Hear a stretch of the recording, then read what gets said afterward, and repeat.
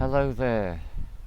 So as the microphone beeping noise dies away, I just want to let you know that I've got something I'd like to have a chat with you about, and it's been building for quite a while, and I feel I'm about ready to share it with you.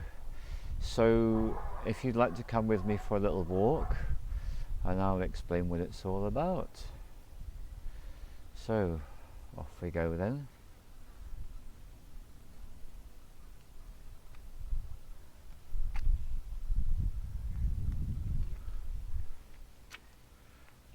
Well, today we're going to go down.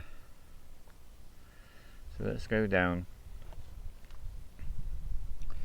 So this one is called Cunning Plan. Those of you who've lived in the UK, and maybe other people too, might be familiar with a TV show called Blackadder, and one of the key characters in this show is called Baldrick, and every now and again Baldrick rushes up to Blackadder and says, "I've got a cunning plan, my lord, I've got a cunning plan." Well, that's what this one is all about. Well, it's all about a cunning plan. And I'm taking Blackadder and Baldrick as my theme because the really significant thing about all of Baldrick's cunning plans is they are doomed from the start, because they're based on a whole load of false premises, and it's all a absurd hallucination. So that really is my theme for this one, because the cunning plan I want to talk to you about today is the one that is actually, it's open for anyone to see. This is not a secret plan. This is a cunning plan that is so open that there's information about it everywhere. First of all, it was people like David Icke, who decades ago became one of the first researchers, worldwide famous researchers, to uncover what's going on. But we're long past all that, because it's out in the public domain now. It's out in the mainstream media. So what is this cunning plan that they're on about? And who is this they? I like to define they very simply, not using any fancy labels. I just like to call them the super rich, or the ultra rich, or if you want to get a bit fancy, call them the uber rich. The people that are so rich that they've actually amassed so much money that it shows something about them. It shows there's no morals, there's no conscience, and there's no ethics, because they put money above and beyond everything. So a certain kind of person does that when you think about it, isn't it? Puts money beyond and above everything.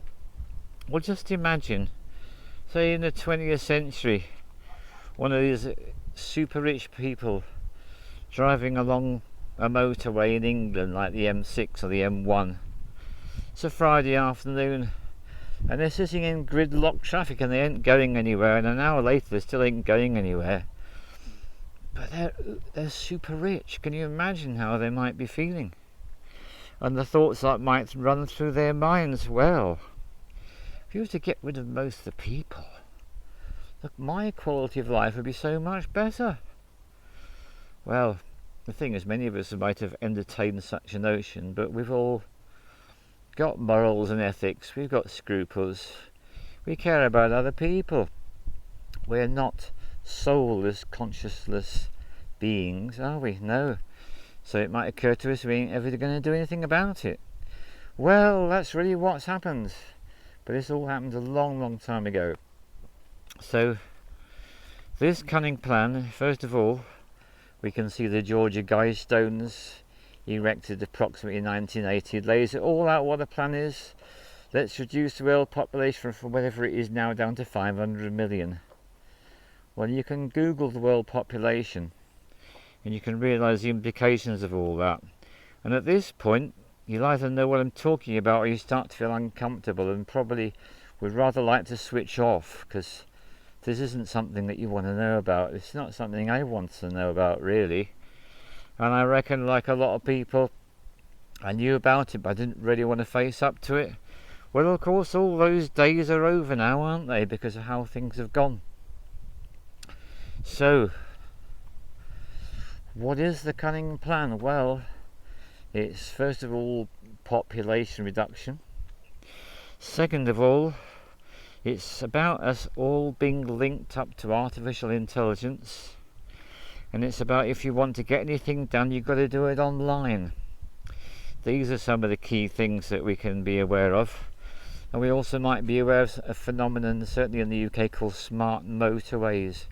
We're aware in China of something called smart cities.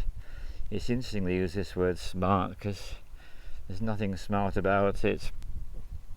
Machiavellian, diabolical perhaps, but it's all about developing such a connection between human beings and artificial intelligence that the thing that has been lusted after for so long becomes a reality.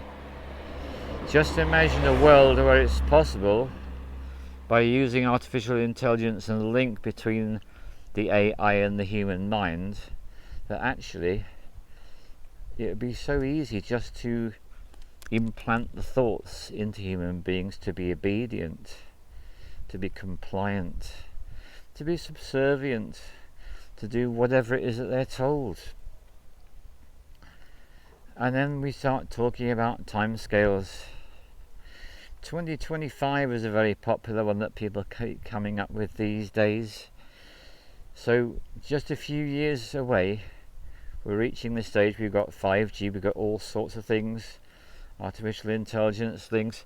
The fact that if you want to do almost anything these days, I mean, when you had health problems, you used to go to the doctor. Now you go online and you might get an email the following day. If you're really lucky, you might get a phone call. But this is in the UK. You don't expect to see a doctor if there's something wrong with you anymore. That's the old days. Well, what about the schools then? I know so many people that are concerned about the state of education and it being used simply as a Trojan horse to, let's face it, if anyone wants to control the population, you're not bothered about the old people, the middle-aged people. The ones you want are the young. The younger they are, the better, the more impressionable, the more malleable. They won't know anything else. They won't know any different, will they, if they're young? They've only ever known the control, the mask wearing and all the rest of it. You can imagine, can't you? So you can see the way things are shaping up. So the first step is that the regime in schools is going to be so draconian. There's going to be so much fear to do with children being labelled, tested and possibly vaccinated. You can imagine how many people are going to say, well, I'm not having that. And so that's what will happen, and it is happening already. And then of course the real game plan is when schools become untenable and children stay at home and go online and learn online. So that's another thing that can be done online. Banking online, shopping online, Amazoning online, health checking online, education online. More and more and more. So it's all part of this cunning plan to disconnect people from each other. Anti-social distancing, disconnect people from each other. Sitting in their rooms, looking at their screens, disconnecting from each other. Walking down the street, looking into their phones, disconnecting from each other, so we can see how it's all going. And how the really young ones, give them another 5 years, well, that's all they've ever really known, isn't it? So this is the cunning plan. But my point is, more and more people are waking up to the fatuousness, the absurdity, the arrogance of this plan. And so I'd like to remind you about a very important thing that you tend to find has happened right throughout history. When you get a very strong adversary, so convinced of its superiority, it doesn't mind spilling the beans. Think about, what's that dude called? Mike Myers. Austin Powers, Mr. Man of Mystery, Dr. Evil. The evil ones always have this unquenchable desire to spill the beans and tell everyone what their plan is and let everyone know, don't hide it at all. That's of course what's been going. It's all out there in the public domain. We all know the names. There's gates and fences, and you know what I'm talking about. So all this is happening, and there's what we call a degree of overweening arrogance, which means that you completely underestimate your opposition. And there are many wars that have been fought and lost by sides that seem to have overwhelming firepower and huge numbers, and they still lost. Let's just remember that hilarious debacle of the 20th century, the Vietnam War. The Americans, such a strong nation, and their soldiers so well equipped, so well fed, possibly overfed, superior tactics, superior everything it seemed. Well, the Vietnamese, they got no chance. And then the world laughed in the Americans' faces as they had to give up and go home. They were beaten by people, by small, thin people with pockets full of rice and holes dug in the ground. They were beaten and they seemed invincible at one point. Well, that's my model for what's going on here, because it seems like they're invincible. It seems like you've got all the bases covered, and they're so arrogant with telling us what their cunning plan is. So how's about their cunning plan is doomed? How about it's doomed to failure? Because there are so many of us that don't want to play that game. We've got other things we want to do instead. We want to go out, we want to have fun, we want to enjoy ourselves, we want to go to the beach, we want to congregate in groups and sing and dance and do all the things that people have always wanted to do. Have a family, raise children, have a laugh, have some fun, enjoy life. So it's up to us, isn't it? And we've got a couple of little warnings. If you are too obedient, if you lack what it takes, then if you're really unlucky, you end up being treated like the people in Australia and New Zealand are being treated now. And the degree of draconian measures which are being forced onto those people is unbelievable. And there's a woman called the Amazing Polly who makes interesting films, and she makes the point that actually what's going on worldwide is torture. Yes, it's interesting that. I'll give you a little link to that film. But the way people are being treated is torture. The isolation, the masking, the dehumanization. That's what it is. It's all a form of torture. And what torture is designed to do is it's designed to break the people to the point where they give up and capitulate. So we're all being exposed to this, and what doesn't kill us only makes us stronger and more determined, and our intent becomes unbending, and we make the choices. We make the choices.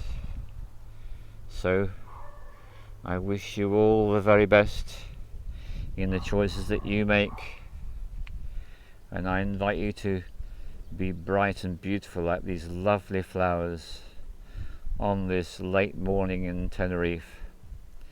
And I'm always very interested to hear what it's like in your part of the world, and I'm always interested to hear your views about things. So let's remember that those with overweening, arrogant plans often find that they are doomed to failure. Thank you very much.